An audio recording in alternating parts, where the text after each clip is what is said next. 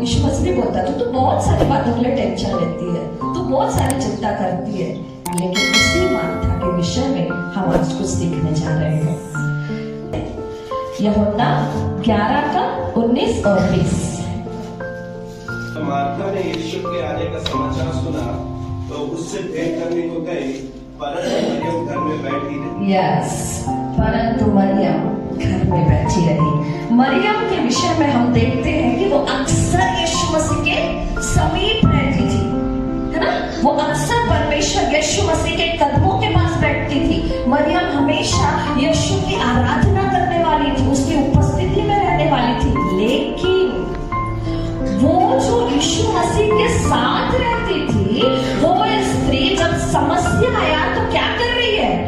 वो रोने वालों के बीच में बैठ रही है, उस रोने वाले लोगों के बीच में बैठी है। लेकिन जो स्त्री यीशु मसीह के बारे में मतलब ज्यादा वो नहीं, बाकी चीजों में वो रहती थी, वो मार्था यीशु के आने की खबर सुनकर क्या करी?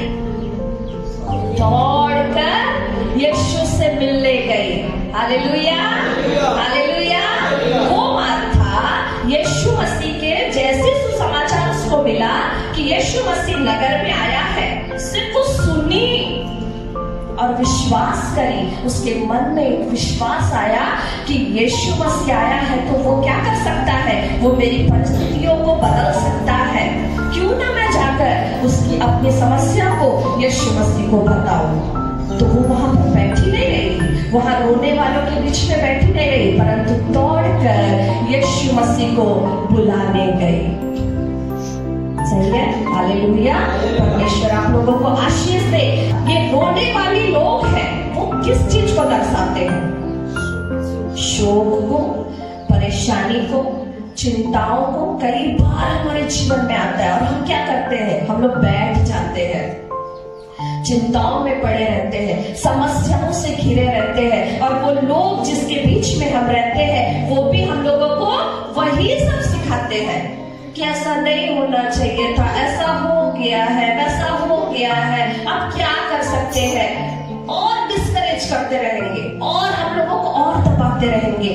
लेकिन हम लोगों को आज की डेट पे उठने की जरूरत है और दौड़कर यीशु के पास जाने की जरूरत है। हालेलुया। हमें सिर्फ समस्याओं में पड़े रहने की जरूरत नहीं है। परमेश्वर हमसे वायदा करता है, उस समस्या में, उस जिस दशा में तू खड़ी है, उस जिस दशा में तू पड़ी है, क्यों ना उठकर यीशु मसीह को अपने पास लेकर आ, यीशु मसीह को अपने पास लेकर आ, और उसके बाद तेरी मरी हुई हर एक दशा वो यीशु सुधारने का सामर्थ्य रखता है। हालेलुया। और जब वो मार्था यीशु मसीह के पास गई और यीशु मसीह उसके पास, उसके बुलाने के बाद जब वो आता है, तब वहां पर क्या लिखा हुआ है? 23 पद पढ़ेंगे। यीशु ने उससे कहा, तेरा भाई फिर जी उठेगा।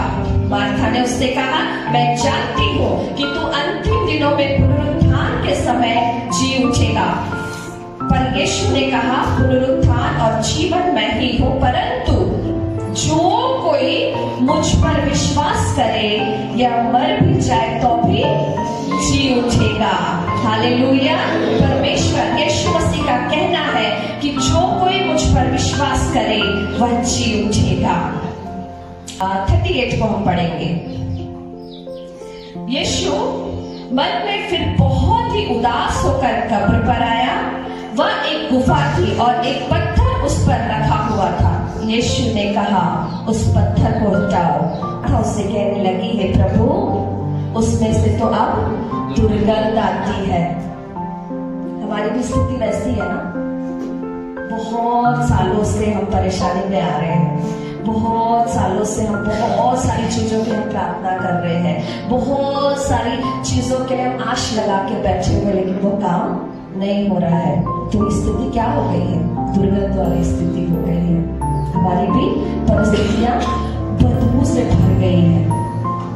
तो हम क्या कह रहे हैं? परमेश्वर अब कुछ नहीं हो सकता, अब परिस्थितियां बदल नहीं सकती, बहुत हो गया, बहुत परेशानियां हो गई है। तो पता नहीं क्यों नहीं सुनता है, तो पता नहीं क्यों नहीं करता है। लेकिन यीशु मसीह कहता है, उसका 40 यीशु यीशु ने उससे कहा, क्या मैंने तुझसे नहीं कहा था कि यदि तू विश्वास करेगी तो तेरे परमेश्वर की महिमा को देखेगी। Hallelujah, hallelujah. अगर हम विश्वास करेंगे तो परमेश्वर की सामर्थ को और परमेश्वर की महिमा को इस नए वर्ष में हम देखने पाएंगे। परंतु उसकी महिमा को अगर हमारे जीवन में देखना है तो हमें क्या करना है?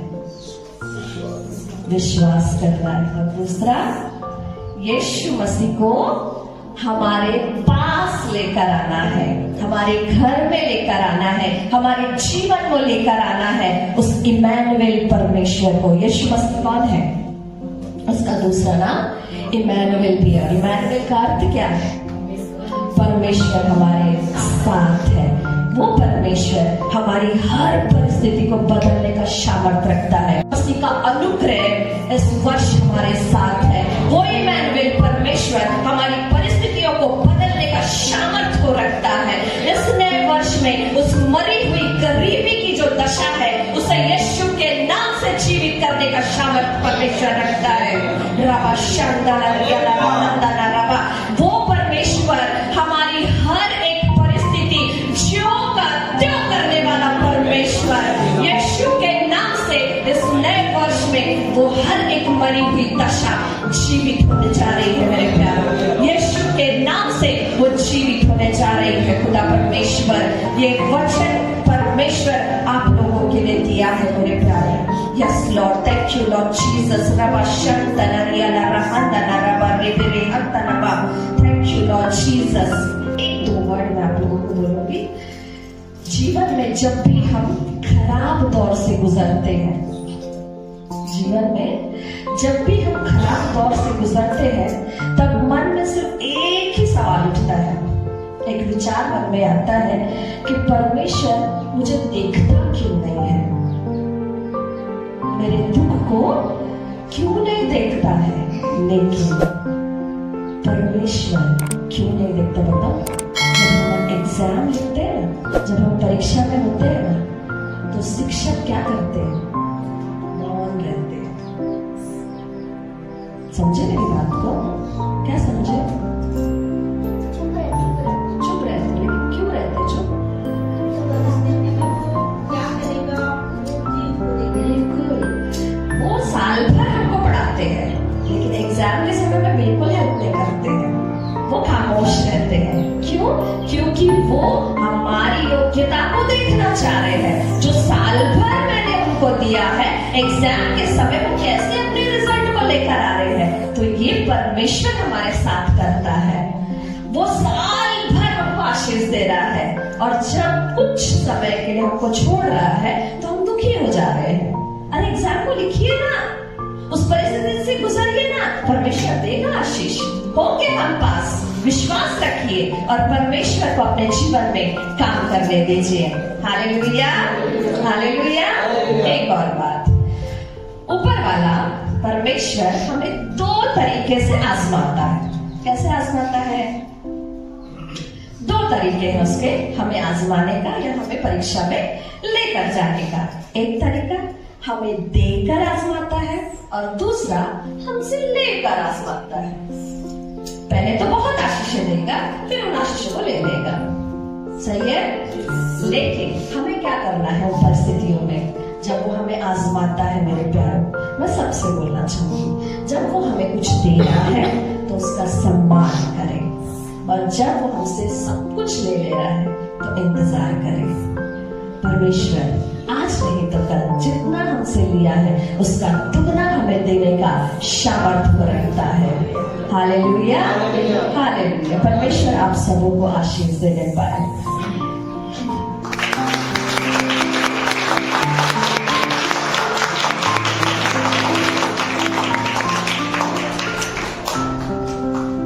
परमेश्वर पिता आपको बहुत बहुत आशीष देने पाए। ज्योति ने बोली है, लेकिन ये शब्द किसके हैं? बोलिए ना, परमेश्वर के। Praise the Lord. जो परमेश्वर अगुवाई करता है, कई बार हम उन बातों को याद करते हैं, कई बार हम भूल जाते हैं।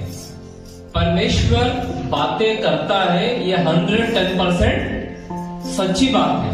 हो सकता है परमेश्वर आपको दूत को भेजकर आपसे बातें करे, हो सकता है परमेश्वर आपको गीतों के माध्यम से बात करे, हो सकता है जब आप वचन सुन रहे हैं और ये वचन आपसे बात कर रहा हो, प्रेज़ द लॉर्ड। हो सकता है किसी फिल्मी गीत के द्वारा भी कई बार परमेश्वर हमसे बातें करता है, हालेलुया।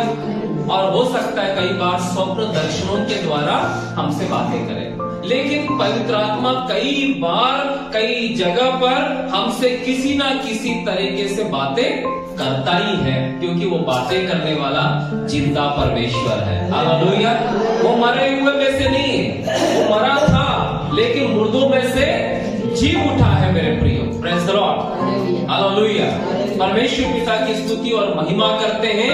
आप और मैं किसी मरे हुए ईश्वर की आराधना नहीं कर रहे हैं, और हम आप और मैं जिंदा ईश्वर की आराधना कर रहे हैं, प्रेज़ द लॉर्ड। जो जिंदा है वो बातें करता है, जो जिंदा है वो सुनता है, जो जिंदा है वो हमारे बारे में सोचता है, प्रेज़ द लॉर्ड, हालेलुया। तो प्रभु यीशु जिंदा है, इसलिए पवित्र आत्मा परमेश्वर किसी ना किसी माध्यम से आपसे और मुझसे बातें करता है। कई बार हम उस बात को सुनकर नजरअंदाज कर देते हैं, कई बार उस बात को हम सुनकर उस बात के अनुसार हम अपने जीवन को चलाने लगते हैं, प्रेज़ द लॉर्ड। कितने लोगों के पास अनुभव है ऐसा? जोर से बोले, करता है, प्रेज़ द लॉर्ड। और अगर वो बातें कर रहा है मतलब अपने दिल की इच्छा को, दिल की बात को हमको बता रहा है। क्यों मालूम है? उस बात को सुनकर आप और मैं उस चीज को माने, प्रेज़ द लॉर्ड। पास्टर माँ जो बात बताई उसमें से थोड़ी सी बातें आपको बताई, ज्यादा बातें आपको नहीं बताई। सारी बातें जब मैंने सुना तो मुझे बहुत अच्छा लगा। क्यों? क्योंकि हम कुछ दिनों से इसी मरी हुई अवस्था में जी रहे हैं। कोई फाइनेंस के द्वारा मरी हुई अवस्था में जी रहे, कोई बच्चों के द्वारा मरी हुई अवस्था में जी रहे, कोई जो है नौकरी नहीं है, धंधा नहीं है, कुछ नहीं है, उस मरी हुई अवस्था में जी रहे हैं। कुछ लोग बीमारियों में मरी हुई अवस्था में जी रहे हैं। कुछ लोग अच्छे हैं लेकिन उनके लोग उनको इतना ब्लेम करके, उनको गलत ठहराकर अपमानित कर रहे हैं, निंदित कर रहे हैं, उस मरी हुई स्थिति में जी रहे हैं। जिनके पास सब कुछ तो है लेकिन मन की शांति नहीं है, ऐसी मरी हुई अवस्था में जी रहे हैं। और कुछ लोग हैं जो अपनी गलतियों की वजह से आशीषों को ठुकरा कर मरी हुई अवस्था में जी रहे हैं। मरी हुई अवस्था अर्थात मतलब हमको जो हमारे पास होना चाहिए वो हमारे पास नहीं है, ये जीवन जो जी रहे हैं और टुकड़ों का मोहताज जैसा लाले पड़े हुए हैं, ये है मरी हुई अवस्था। मरी हुई अवस्था से उठकर मैं जीवित अवस्था में पहुंच सकता हूं। मैं मरी हुई दशा से मैं उठना चाहता हूं। वैसे ही आप भी अगर मरी हुई अवस्था में है मेरे प्रियो, आज की इस वचन से अपने आप को करेक्ट कर लीजिएगा, प्रेज़ द लॉर्ड।